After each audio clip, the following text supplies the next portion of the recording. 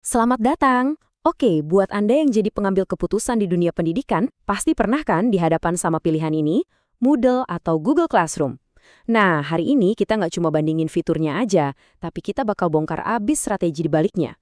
Tujuannya, supaya Anda bisa nemuin mana yang benar-benar pas sama visi institusi Anda. Dan ini bukan pertanyaan sepele loh, ini jauh lebih dari sekedar milih software. Ini soal kita mau nentuin arah, filosofi pendidikan yang mau kita anut ke depannya. Jadi, tujuan kita hari ini simple aja.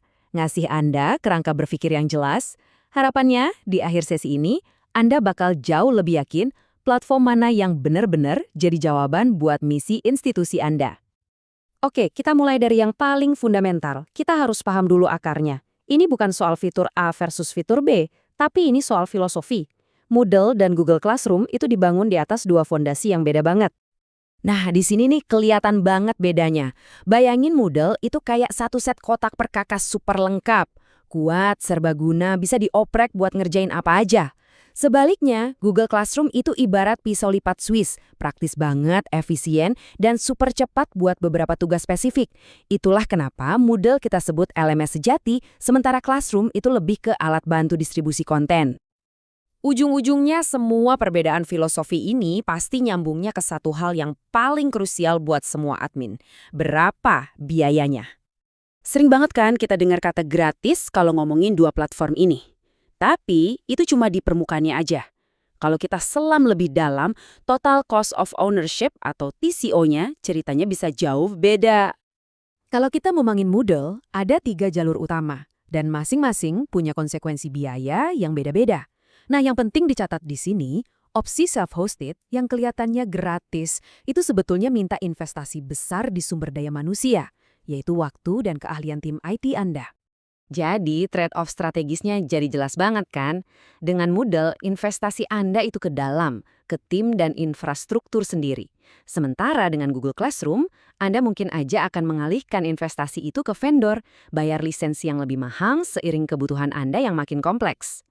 Oke, soal biaya udah.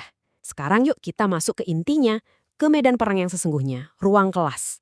Gimana sih rasanya perbedaan filosofi ini di kegiatan belajar mengajar sehari-hari? Wah, lihat dah grafiknya. Jomplang banget ya kan? Google Classroom itu juara soal kemudahan, intuitif, gampang dipelajari. Sementara Moodle, skornya lebih rendah karena memang ada harga yang harus dibayar untuk sebuah kekuatan dan fleksibilitas yang hampir tanpa batas. Ada kurva belajarnya nih. Coba kita bedah lagi ya. Tabel ini nunjukin banget perbedaannya. Di Moodle, Anda bisa bikin alur belajar yang kompleks, non-linier, nggak harus urut dari A ke Z. Penilaiannya juga canggih banget. Sebaliknya, Google Classroom itu jagoan efisiensi. Alurnya lurus, jelas, to the point. Fitur bawaan kayak cek plagiarisme itu praktis banget buat guru. Tadi kita udah ngintip ke dalam kelas. Sekarang, yuk kita coba terbang lebih tinggi, lihat dari kacamata strategi jangka panjang.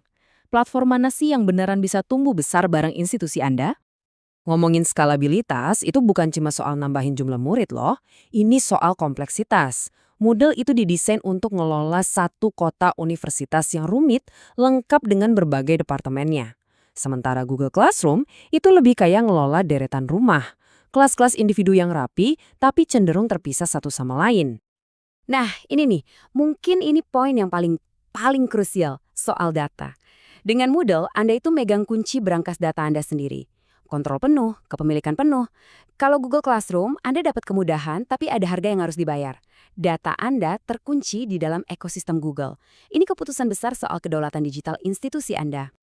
Jadi setelah kita timbang-timbang semua ini, gimana dong cara mutusinnya?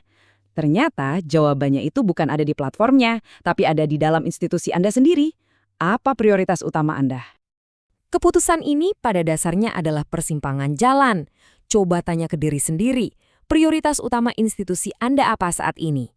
Apakah butuh yang serba cepat dan mudah diadopsi?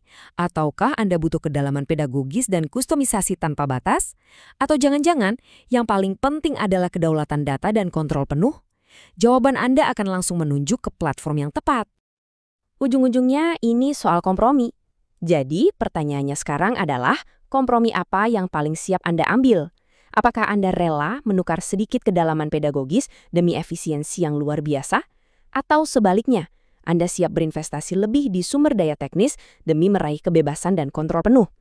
Nggak ada jawaban yang salah, tapi jawaban Anda akan menentukan masa depan pembelajaran digital di tempat Anda.